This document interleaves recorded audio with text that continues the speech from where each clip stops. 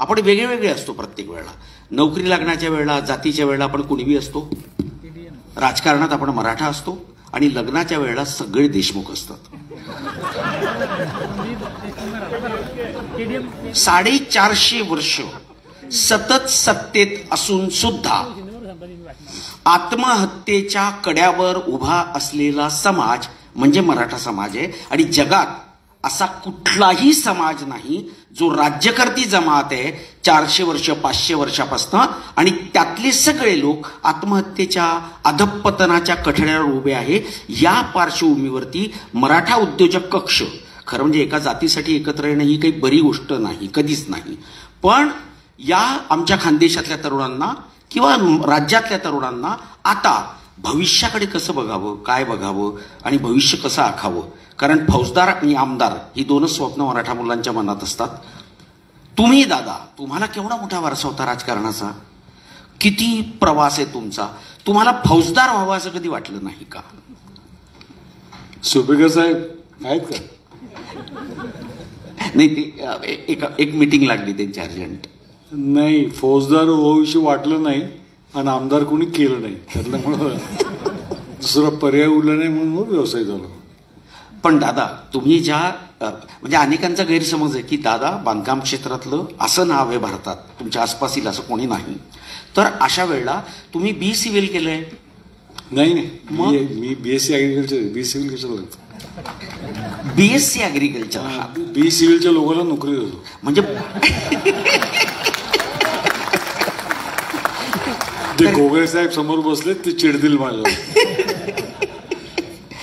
माझा मुद्दा असा आहे दादा की तुम्ही ज्या राहुरी विद्यापीठात होतात, या राहुरी विद्यापीठाने एक मॉडेल दिलं की तिथे शिकणारी मुलं ही सगळी प्रशासनात आली. तर तुम्ही पण तिथे होतात आणि तुमची बॅच अशी होती, किती मुलांची बॅच होती? 180. आणि किती प्रशासकीय अधिकारी झाले? 150. अशा वेळेला तुम्ही पण ती परीक्षा दिली होती दादा, आम्हाला तो किस्सा सांगा प्लीज. सगळ्यांनीच परीक्षा दिली. परीक्षा ऍग्रिकल्चर कॉलेजच्या त्या हॉलमध्ये होती, त्याच्यामुळं काय झालं असेल तुम्हाला सांगायची गरज नाही. मी सगळे पास झाले, आम्ही पास झालो. इंटरव्ह्यूला गेलो आणि तिथे जे त्यावेळेस MPSCचे अध्यक्ष होते त्यांनी बाहेरचा रस्ता दाखवला, कारण ते पूर्वी पुण्याचे कलेक्टर होते. ते म्हणले की तू खरंच नोकरी करणार का? मला करणार आहे. मग म्हणजे IAS हो ना, म्हणजे MPSC कशाला होतो? म्हणजे सेकंड स्टेजला IASचा प्रयत्न करतो.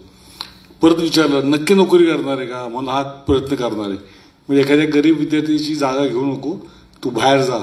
ते पारसी होते, त्यामुळे काय भाषेत तरी बाहेर काढलं हे मी तर सांगू शकत नाही, पण त्यांनी हाकलून दिलं थोडक्यात सांगायचं म्हणजे, आणि संपला विषय तो.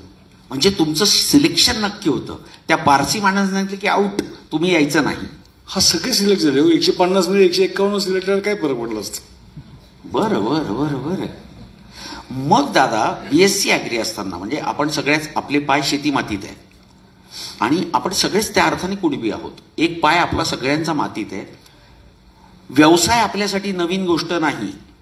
दसऱ्याच्या दिवशी सीमोल्लंघन करायचं, नांगर बाजूला ठेवायचं, शस्त्र काढायची आणि सीमोल्लंघन करून युद्धावर जायचं. व्यवसाय होता आपला मराठ्यांचा. आपल्या इतिहासात युद्ध करणं हा आपला व्यवसाय होता. दुसरी गोष्ट, शेती हा कसा व्यवसाय होता? या शेतीच्या व्यवसायात असताना, BSc ऍग्री असताना तुम्ही अचानक एक सिव्हिल कन्स्ट्रक्शन या एरियात कसे? परिस्थिती आली, जमिनी ज्या शेतीच्या जमिनी होत्या त्या शहरामध्ये होत्या. शहर वाढायला लागलं, लोक गुंठ्यावरती जमिनी विकायला लागले. आमच्याकडे त्यांना गुंठा मंत्री हा नाव दिलं होतं. जमिनी विकलेले म्हणजे जमीन विकायच्या आधी निम्मे पैसे खर्च झालेले असायचे. जो कर्ता होता, ज्याचं नाव सातबाऱ्यावर होतं, त्यांनी सही करून येता सही पैसे गेलेले असायचे. आणि 2-3 आपल्याला मराठा समाजाला राग म्हणू नका, पण 2-3 आपल्याला खूप मोठ्या आवडी आहेत. मोठं लग्न करायचं, मोठं घर बांधायचं आणि भरपूर गाड्या घ्यायच्या. लग्न केलेली मुलगी किंवा मुलगा त्यांचा संसार चालू होतो, पण नंतर घर जातं, गाड्या जातं आणि खाली जागा राहत नाही, कारण पैसे जोडत नाही. आणि आमच्याकडे एक खूप अशी वयस्कर व्यक्ती होती, अशिक्षित होती, शेतकरी होती. ती ज्यावेळेस आमची ही प्रक्रिया चालू होती की जमिनी कशा वाचवायच्या, त्यावेळेस ते म्हणले की जमिनी ना, म्हणले गुळाची ढेप आहे, म्हणले त्याला इतके मुळे लागतील की कळायचं काय नाही, ती ढेप कधी संपली. म्हणून ते ढेप कशी सुरक्षित राहील असा काहीतरी विचार करा आणि त्यातनं ही प्रक्रिया सुरुवात झाली. म्हणजे जमीन वाचवायची हे सगळ्यांच्या मनात होतं. हो, तुम्हाला तर राजकारणाचा वारसा होता. तुमच्या घरात तुमचे काका खासदार होते. मला वाटतं पिंपरी चिंचवडचे पहिले जे महापौर होते ते पण तुमच्याच घरात नव्हते. असा एवढा मोठा वारसा, जमीन वाचवणं तुम्हाला काय आवडत होतं दादा? म्हणजे पॉलिटिकली तुमची ताकद इतकी होती. जमीन वाचवणं म्हणजे काय, ॲक्विजिशन होई नाही म्हणून. पण गुंठेवारी करून कोण वाचू शकत होतं? त्याला काहीतरी वेगळंच मार्ग काढायला पाहिजे होतं ना. शहरामध्ये जमीन परवडत नाही, आपल्या शेजारचा कसा राहतो तसं आपण राहावं. मग व्यवसाय नाही करता जमीन विकणं सगळ्यात सोपं आहे ना शहराच्या. म्हणजे तुमच्या आसपासच्या जेवढ्या जमिनी होत्या सुरुवात झाली होती, अख्ख्या पुण्यात झाली, अख्ख्या महाराष्ट्रात झाली. हा, तुम्ही अख्ख्या भारतात बघा, कुठल्याही शहराच्या भोवती अनधिकृत बांधकाम आहेत. हो, ते कशामुळे आहेत? शेजारचा व्यापारी चांगला राहतो किंवा शेजारचा उद्योजक चांगला राहतो, तर मी कसं चांगलं राहायचं? तर उद्योग करायचे नाही, जमीन विकायची. हा आपलीकडची परंपरा आहे. हो, आपला हा जन्मसिद्ध हक्क आहे. जमीन विकल्याशिवाय आपल्याला चैन पडत नाही. अजिबात नाही. तुमच्याकडे अजून आलं नसेल जळगावला. आमच्याकडे आता लँड होल्डिंगच 2 एकर 3 एकर तुकडे तुकडे तुकडे होत. आमच्याकडे आता 20 एकरचा शेतकरी हा मोठा शेतकरी आहे, मोठा शेतकरी मानला जातो. तुम्ही हा विषय सांगितला म्हणून की तुकडे तुकडे करत जाणं आणि शहराच्या अवतीभोवती अतिक्रमण होणं. विषय काढला म्हणून सांगतो दादा, मोहनजोदडो आणि सिंधू संस्कृती ती कशाने नष्ट झाली याचे अनेक प्रवाद आहे. त्यातला एक अत्यंत महत्वाचा प्रवाद असा आहे की शहराच्या आसपास झालेलं अतिक्रमण आणि रस्त्यावर झालेलं अतिक्रमण हे ते संस्कृती बुडवायचं मुख्य कारण आहे. म्हणजे आपण त्या दिशेने प्रवास करतोय असं म्हणायला हरकत नाही, अशी स्थिती आहे.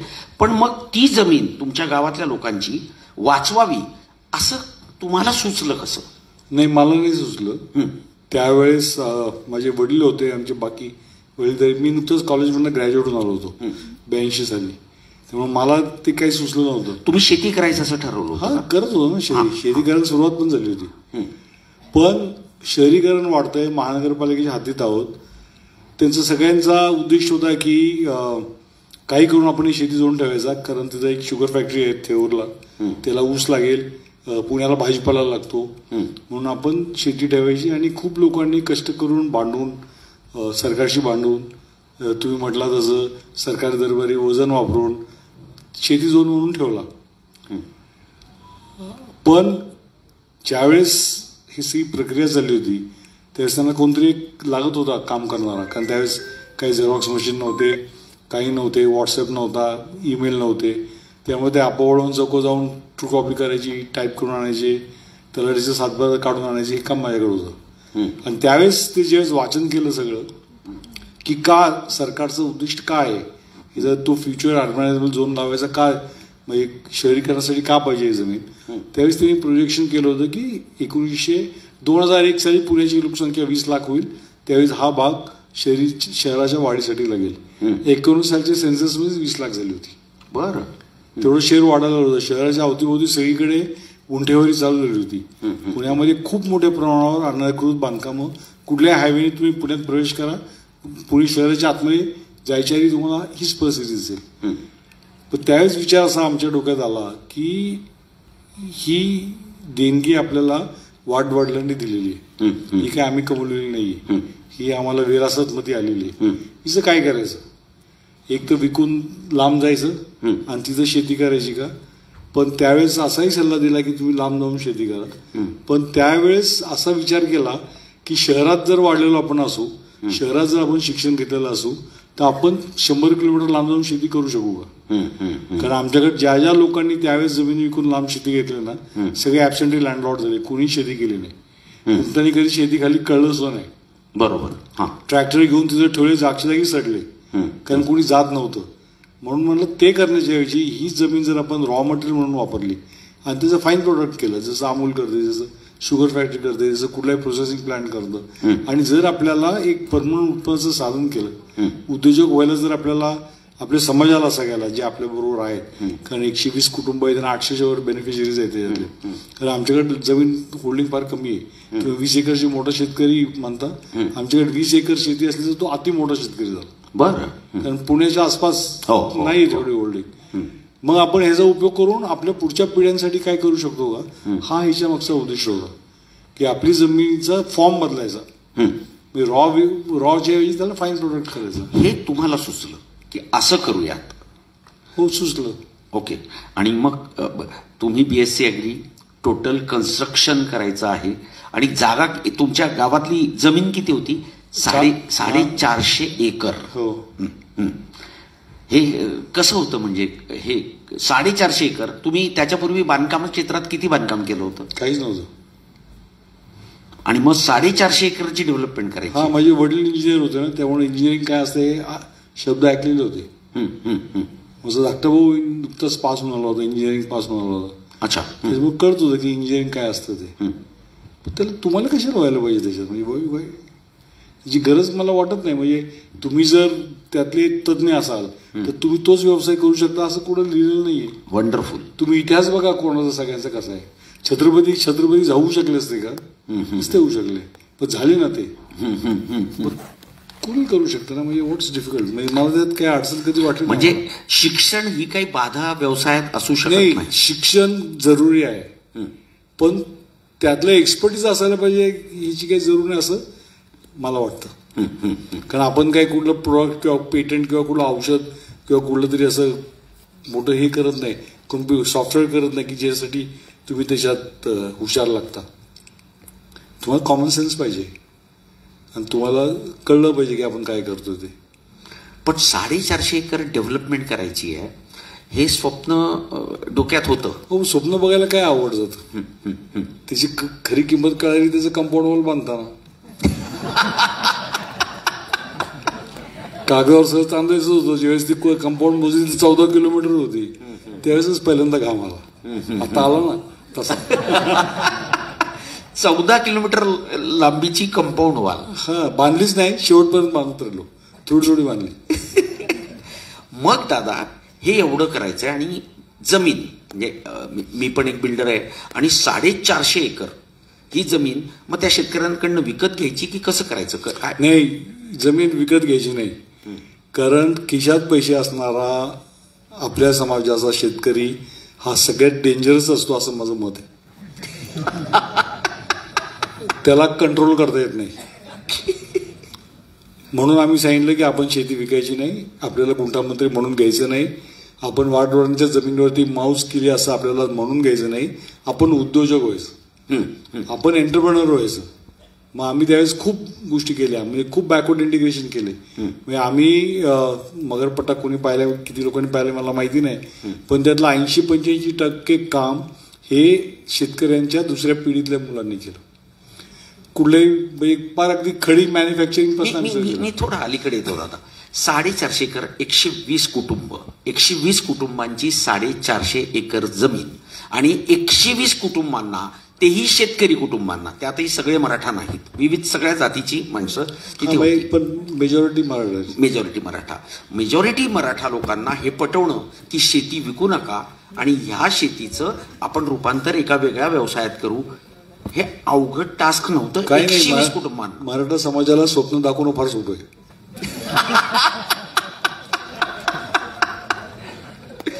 आणि मग ते तुम्ही त्याचं कंपनीत रूपांतर केलं? हा, कंपनी केली, कारण कोऑपरेटिव्ह करायचं नाही असं पहिल्यापासून ठरलं होतं. का? जे काही ज्या लोकांनी, चांगल्या राजकीय लोकांनी सल्ला दिला, कोण? अगदी पवार साहेबांनी स्पष्टपणे सांगितलं, कोऑपरेटिव्ह संस्था जर केली, उद्या कोणाचं सरकार आलं आणि त्या मिनिस्टरला वाटलं की आता तुम्हाला कामाला लावायचं, तर रजिस्ट्रार एक नोटीस दिली की तुमचा सगळा धंदा बंद. म्हणून कंपनी. यापूर्वी कंपनी स्थापण्याचा, कंपनीचं कामकाज करण्याचा तुमचा अनुभव होता काही? कशाला, यू गेट एव्हरीथिंग ना. तुम्हाला सगळे लोक मिळतात ना, वकील मिळतात, चार्टर्ड अकाउंटंट मिळतात, एकदा पाण्यात पडलं की पोहायचं. सगळे सापडतात तुम्हाला, सगळे मदत करतात, सगळ्यांची फी असते ती द्यायची. महत्वाचा मुद्दा आहे. फुकट काम मागायचं नाही, फुकट एकदाच होतं, दुसऱ्यांदा होत नाही. वा. व्यवसाय करताना सगळं मीच करीन हा जो एक दृष्टिकोन असतो की मला सगळं येतं आणि मला सगळं समजतं आणि सगळं मीच करेन, असं करायला गेल्यानंतर जी फसवणूक होते त्याला सुंदर उत्तर आहे. एक विषय निघाला दादा, या हा म्हणजे हे ड्रीम होतं. म्हणजे तुम्ही मगरपट्टा सिटी केलं, आता तर ते मॉडेल आहे, पण जगात कुठेही अशा प्रकारचं मॉडेलची रिप्लिका कोणालाही करता आलेली नाही. इतकं अवघड मॉडेल आहे ते. आम्ही केले ना. तुम्हीच केली म्हणजे दुसऱ्यांदा केली, कुठेही रिप्लिका झाली. म्हणजे हॉर्वर्डला मगरपट्टा सिटीचं कम्प्लीट चॅप्टर आहे की काय करता येऊ शकतं, उद्योग कसा करता येऊ शकतो याचं चॅप्टर आहे. पण त्याची रिप्लिका कुठेही झाली नाही. अशा वेळेला ते सुरू करताना 120 लोकांनी सह्या दिल्या, तुम्ही सुरू केलं काम. मी बांधकाम व्यवसायात काम सुरू करणं, त्याचा सेल करणं, त्याची क्वालिटी राखणं आणि त्यातलं सातत्य राखणं. तुम्ही मगरपट्टा सिटी दादाने प्रश्न विचारला. तुम्ही त्या पुण्यातल्या अमानवी अशा ट्रॅफिकमधनं प्रवास करत हडपसरला येता आणि हडपसर हा तर म्हणजे जंगल आहे ते माणसांचं आणि गाड्यांचं. तिथून अचानक तुम्ही वळता आणि मगर सिटीत प्रवेश करता आणि क्षणभर प्रवेश केल्या मी आणि किरण दादा होतो, किरण बच्चाव, आणि प्रवेश केल्या तुम्ही अवाक होता. अचानक वेगळ्या एक सीन बदलतो ना, किंवा सिनेमातलं दृश्य बदलतं, तसं सगळं बदललं. झाडं दिसायला लागली, प्रशस्त रस्ते दिसायला लागले आणि आम्ही बघायला लागलो की काही मुलं रनिंग करत होते त्या फुटपाथवरनं. तिथे रनिंग करत होते आणि तिथल्या बिल्डिंग. एकदा आयुष्यात तुम्ही मगरपट्टा सिटी, नांदेड सिटी बघितल्यानंतर आपल्याला कळेल की दादा काय आहेत आणि काय काम झालंय. तिथे गेल्याशिवाय कळणार नाही. तुम्हाला युट्यूबवर त्याच्या फिल्म्स खूप सापडतील. प्रत्यक्ष बघितल्यानंतर तुमच्या तोंडाचा आ होतो. आपण देशात आहोत असं वाटतं. दादा, हे कसं घडलं? म्हणजे तुम्ही या प्रकारची शिस्त, रस्ते असेच पाहिजे, असंच होईल, या बिल्डिंग अशाच होतील, आणि 9,000 फ्लॅट आहेत एका मगरपट्टा सिटीत. 9,000 फ्लॅट. नांदेड सिटीत 22,000 फ्लॅट आहेत. 22,000 फ्लॅट. आणि रिव्हर साईडला दादा कितीचा प्लॅन आहे? 15-16,000 होते. 15-16,000. एकूण जर हिशोब केला तर हा 50,000 फ्लॅटचे 3 प्रोजेक्ट आहेत. पण मगरपट्टा सिटी सर्वार्थाने वेगळी त्या अर्थाने, कारण ती सुरुवात होती. तुम्हाला हे असं वाटलं होतं की हे 9,000 फ्लॅट बनवू, हे विकले जातील, इथे IT पार्क येईल. 1,10,000 लोक मगरपट्टा सिटीत काम करतात. 1,10,000 लोक त्या सगळ्या IT सेक्टरमध्ये. हे काय ड्रीम होतं दादा? IT त्यावेळेस आम्ही ज्यावेळेस सुरुवात केली त्यावेळेस नुकताच सुरुवात झाली होती ती.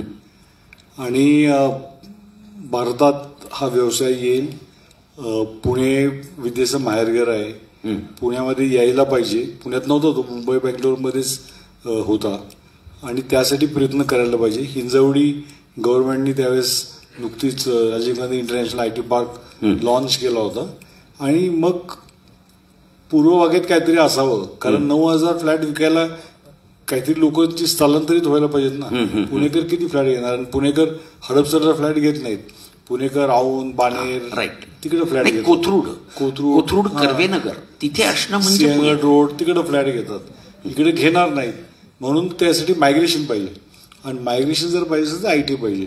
आणि उद्योग एकदा तयार झाले की इकॉनॉमी बदलते त्या भागातली. तिथे लोकांना पगार जास्त मिळतात, सगळंच बदलतं. म्हणून मग त्यावेळेस अमेरिकेला जायचं हे आलं.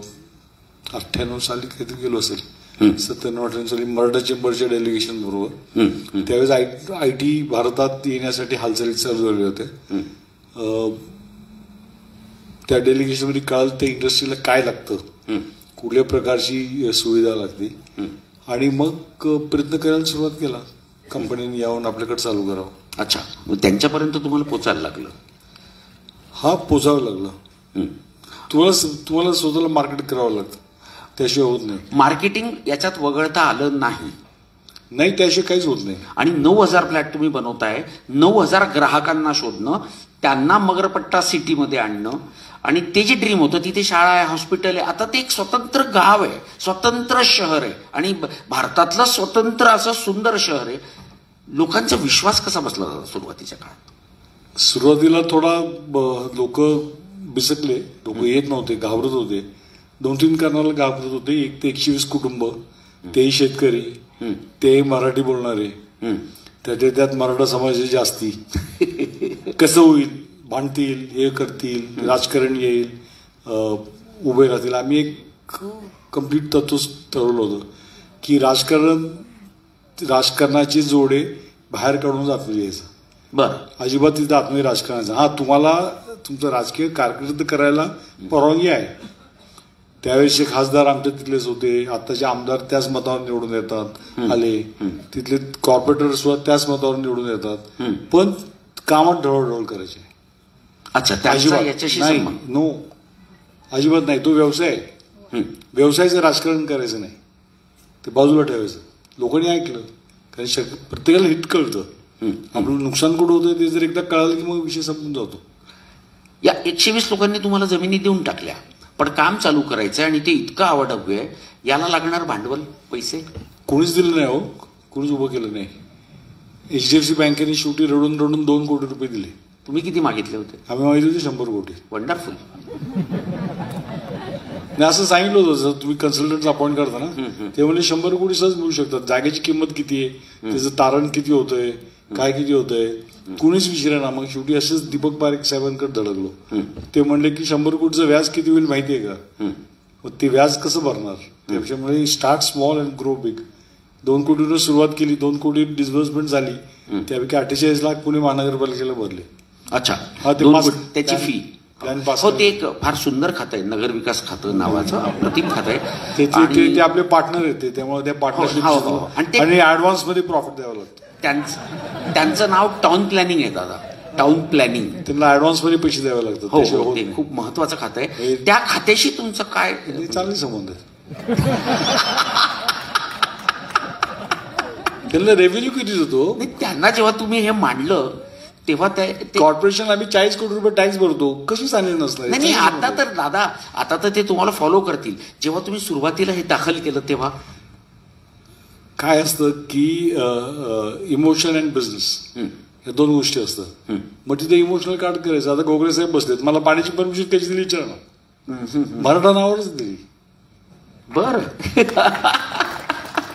मग कुठेतरी इमोशन वापरायला लागतं, कुठेतरी बिझनेस आणायला लागतो.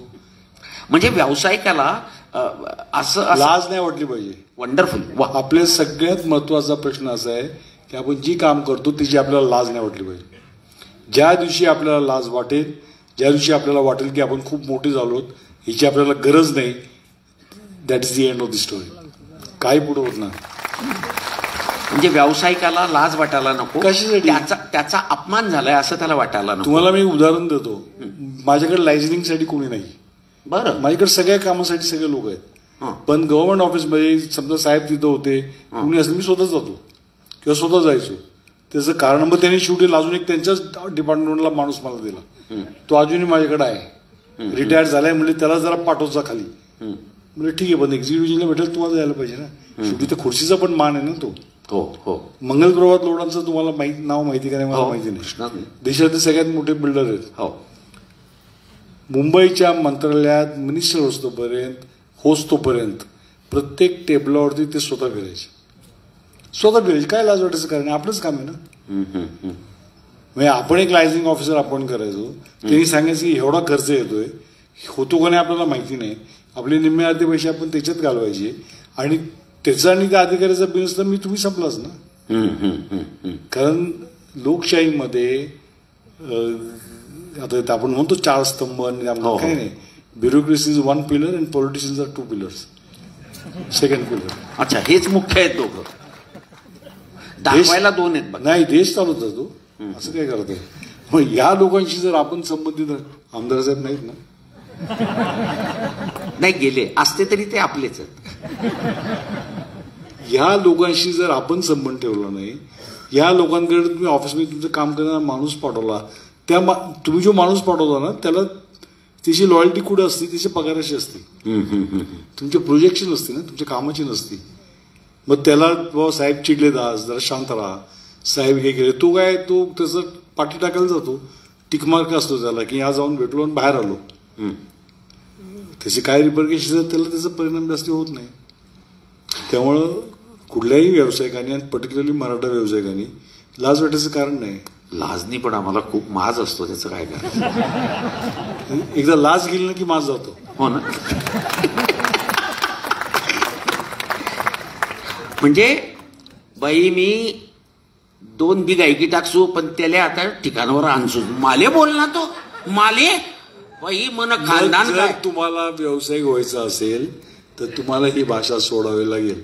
एक तर तुला तरी संपवलं तर मी संपवेल. कुणी सांगितलंय आपण इथे श्रीकृष्ण तुम्हाला वाचवले? क्या बात आहे दादा, क्या बात आहे. नाही, तू पण संपू नको, मी पण संपत नाही, दोघंही मोठे होऊ, पण होऊ ना काहीतरी. संपून काय करायचं, आपल्या मागच्या लोकांनी काय करायचं. वा, तुम्ही आपल्या देशाचे 2 आधारस्तंभ सांगितले, त्यातला एक आधारस्तंभ म्हणजे पॉलिटिशियन. ती परंपरा तुम्हाला मोठी लिगसी आहे. मगरपट्टा सिटी हे नाव आलं की शरद पवार साहेबांचं नाव येतं की त्यांचं खूप याच्यामध्ये बौद्धिक वाटा आहे.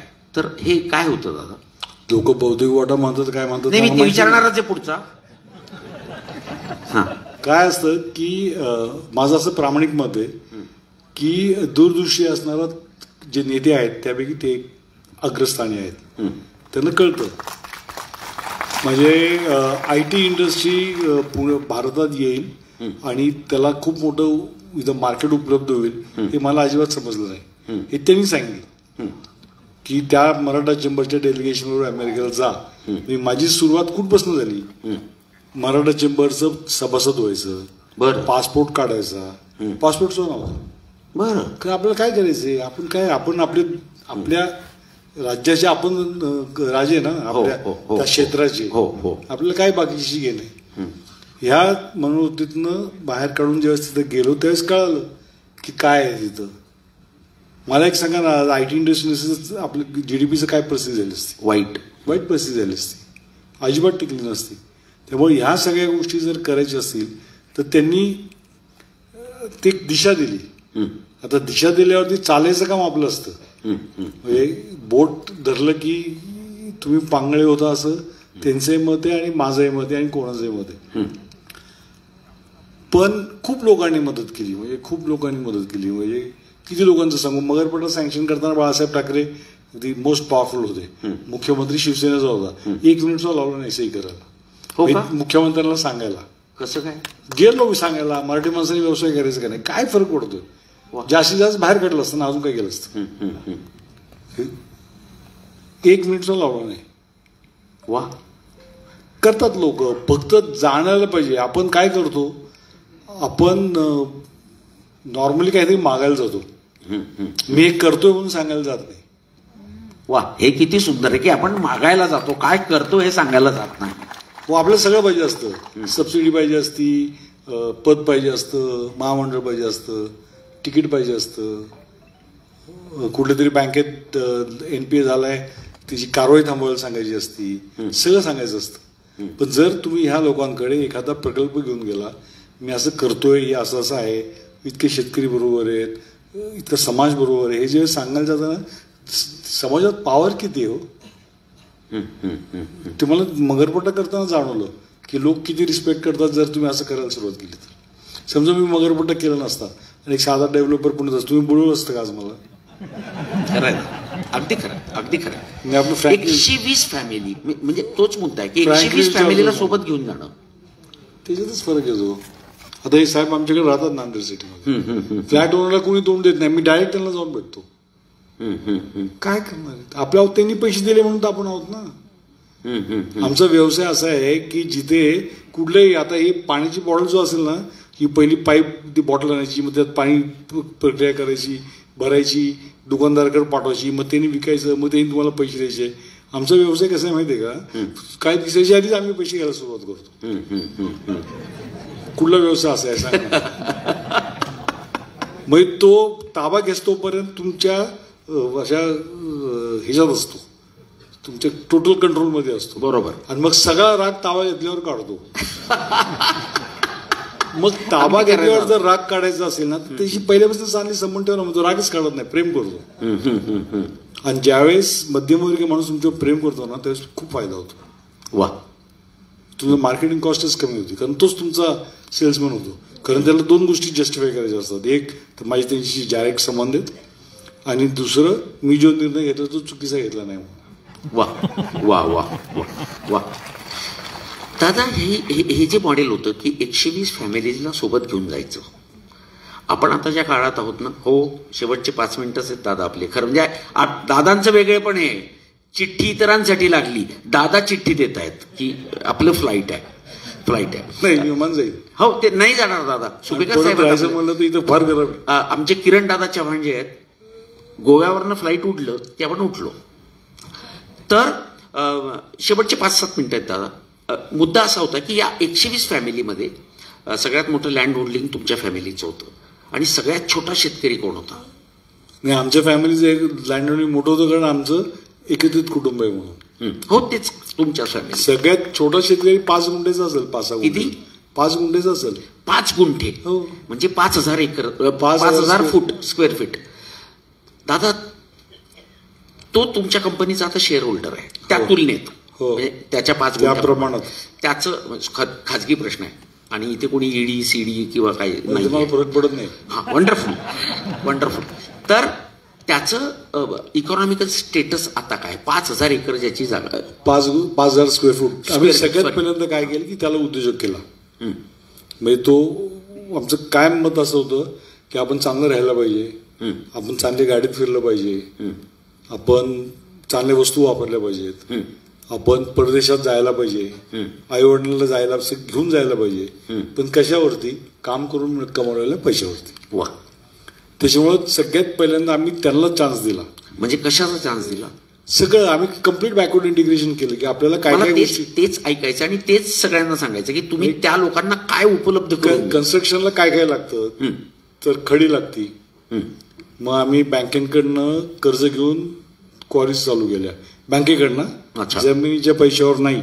बरं. जमिनीचे पैसे कोणाला द्यायचे नसतात, बँकेचे परत भरायचे असतात. बरं. म्हणजे लोकांना कळतं की आपल्याला व्याज लागतंय, कसं कमी करायचं, कसं हे करायचं. मग स्टोन क्रश वाळू वापरायची नाही कारण शेतकरी कुटुंबात आलो होतो. वाळूने सगळं समतोल बिघडतो. तुम्ही वाळू नाही? अजिबात नाही. मग आज स्टोन क्रश. दादा वाळूचा व्यवसाय करणं नाही, ते व्यवसाय केला ते लाख गावागावात केवढे लोक मोठे माफी. ते आता आपण ऐकतो रोज पेपर. नाही आणि तुम्ही वाळू नाकारली नाही, म्हणजे कधीच वापरले. 92 साली. हा ते 2000 साली. 2000 साली वाळू पूर्ण नाकारली. आणि क्रश सँड. हो क्रश आहे. मग फॅब्रिकेशन आहे, कन्स्ट्रक्शनचं आहे. आम्ही निकमार एक इन्स्टिट्यूट आहे आमच्याकडे पुण्यात, त्यामध्ये ट्रेनिंग दिलं. सेंटरिंग सगळं. फक्त हाय एंड गोष्टी ज्या आहेत जिथं खूप हाय टेक्नॉलॉजी लागते IT पार्कमध्ये, तेवढ्या सोडून सगळी कामं करायला त्यांना शिकवलं. कंपनीमध्ये कोणालाही नोकरी दिली नाही. अच्छा. एकही शेअर होल्डरला कंपनीत नोकरी नाही कारण मालक नोकर होऊ शकत नाही. वा. तो मालकच असतो. त्याची मानसिकता तो 5,000 स्क्वेअर फूट असेल किंवा 50,000 स्क्वेअर फूट असेल, त्याची मानसिकता मालकाची असते आणि मालकासारखंच राहायचं. नोकरी करायची नाही. कारण मग जर नोकरी करायला लावला तर त्याला कोण बोलायचं? तो कोणच ऐकणार नाही. आणि आपण तेवढे प्रोफेशनल नाही आहोत की मी शेअर होल्डर आहे पण मी नोकरी करतो म्हणून मी तरी नीट राहतो म्हणून. आपल्याला तेवढे आपण आणि असू बी नाही. आपला समाज तसा नाहीये. आपण नाही असं इतकं खाली पडायचं नाही आपण. पण ह्या सगळ्या गोष्टीतनं त्यांनी पैसे कमवले. त्या 5,000 स्क्वेअर फुट जर तुम्हाला शेतकरी दाखवला ना, तिची फ्लॅटची किंमत 440 एकरामध्ये 5 गुंठे म्हणजे किती असणार? 0.% मध्ये होतो. त्याचं काय आता त्याची त्याला डिव्हिडंड मिळतो ना आता. हा म्हणजे किती? अहो आता कशात तुम्ही विचार मला, म्हणून मी खाजगी विचारतोय की जो सगळ्यात छोटा माणूस आहे त्याचं उत्पन्न आता किती? जर माझी 2000 साली 1 एकर जमीन असेल तर मला महिन्याला कमीत कमी 1.5 लाख रुपये तरी मिळतात. बर दादा, आम्ही आता शेअर विकायला परवानगी नाही शेतकऱ्याला. नाही ना? त्याला विकायला परवानगी अजिबात नाही. जमिनी आम्ही थोडीच कमवली. मला नवल वाटतं दादा, 120 फॅमिली. आता आम्हाला आमच्याच कुटुंबात नवीन लग्न झालेल्या मुलाला आणि आम्ही व्यष्टी ते समष्टी असा प्रवास करायचो. समष्टी नावाची गोष्ट तर आता गेलीच. आता इतके विभक्त कुटुंब असताना तुम्ही 120 कुटुंब एकत्र ठेवणं, हे काय मॅजिक आहे? काही नाही. कशाला मॅजिक लागतं? त्याला ट्रान्सपरंट राहायचं. कोणी जवळचं मी एकाच्या घरी अजूनपर्यंत गेलो नाही. 120 अजिबात नाही. फक्त दुःखद प्रसंग झाला तर जातो, जातच नाही. कारण मग तुलाही सांगणार ना माझ्या घरी आलो ते आपलं त्याचं खास आहे. असं म्हणणारे लोक कोणी आहेत ना, काय? नाहीये कोणी. हो दादा तुमच्या जवळचे माणसं पण तुम्हाला टरकतात अक्षरशः. कारण मी लांबच राहतो. हा तुम्ही म्हणजे तुम्हाला कोणीच असे गृहीत नाही धरू शकत की हो पण दादा आहे. जर मी खांद्यावर हाटून जर फिरायला लागलो ना तेच होईल ना. थोडंसं आलेत तर राहायला लागतं ना आपल्याला. आणि मी जर प्रत्येकाच्या घरी जाऊन त्याच्या व्यवसायात प्रत्येक तुम्हाला पार्टनरशिप दे, तू असं कर, मी तुला हे करतो, मी तुला ते करतो, तर बिघडून जाईल सगळं. दादा हा एवढा अफाट पैसा म्हणजे इतका अफाट पैसा म्हणजे मला माहिती आहे ते काय तो अफाट म्हणजे काय. अशा वेळेला डोकं ठिकाणावर ठेवणं, तुम्ही जे जगण्याची जी मूल्य तत्व सांगताय हे कसं शक्य झालं दादा. काळजी करू नका, फ्लाईटवाली माणसं आपली आहेत. माझ्याबरोबर बाकी पण दोघं आहेत सगळं आहे. आणि ती जबाबदारी पण सारखे माझ्याकडे सुपेकर साहेबांनी घेतलंय आपली जबाबदारी. थांबू शकत नाही. हा नाही लोक वागतात चालली, फक्त त्यांना ती एक गायडिंग प्रिन्सिपल लागते. शिक्षण असणं अत्यंत गरजेचं आहे. आम्ही कंपल्सरी केलं, एकच व्यक्तीने माझं ऐकलं नाही की इंग्लिश मिडियम शाळेत मुलांना शिकवायची. कुठल्या शाळेत शिकवायची? जी मगरपाड्यात आयसीएसई शाळा आहे त्यातच शिकवायचं. त्याचं कारण असं की जोपर्यंत तुम्ही इतर समाजात मध्यमवर्गीय लोकांच्यात जिथं नॉलेज इज इक्विटी, की ज्यांचं शिक्षणच त्यांचं हे आहे, इक्विटी आहे किंवा त्यांचं कॅपिटल आहे, अशा लोकांच्या तुम्ही शिकला की तुम्ही ताळ्यावर येता. नाही मग आपण कॅल्क्युलेट करतो की माझी एवढी जमीन, माझी एवढे शेअर्स, माझी एवढी व्हॅल्युएशन. त्याच्यापेक्षा जर तुम्ही शिक्षण घेतलं आणि एकदा तुम्ही सगळ्यांच्यात राहून जर शिक्षण घेतलं तर मग तुम्ही चांगले होता. तुम्हाला समजतं. तुम्हाला आम्ही प्रोत्साहित करतो मुलांना मुलींना की परदेशात जाऊन शिक्षण घ्या. आता आम्ही सुरुवात केली त्यावेळेस आमच्या वडिलांची जनरेशन होती, आता 4थ्या जनरेशन पर्यंत आहोत. अरे वा. पण ते वागतात चालले त्यांना, कारण ते एज्युकेटेड आहेत ना. आता 2-4 निघणार अशी इकडची तिकडची नाठाळ, त्याला सोडून द्यायचं. दादा तुम्ही ग्रेट का आहात म्हणजे एक व्यवसाय करणं आणि ते तर तुम्ही उत्तुंग आहात व्यवसायात तो भाग नाही. 120 कुटुंबांना एकत्र घेत कुटुंबासारखं राहणं हे तुम्हाला सॅल्यूट करण्यासारखं आहे. एक शेवटचा प्रश्न दादा, तुमच्या आसपास सतत तुम्हाला वारसा राजकारणाचा आहे. पवार कुटुंबीय आता तुमचं आहे. रोहित दादा तुमचे जावई आहेत.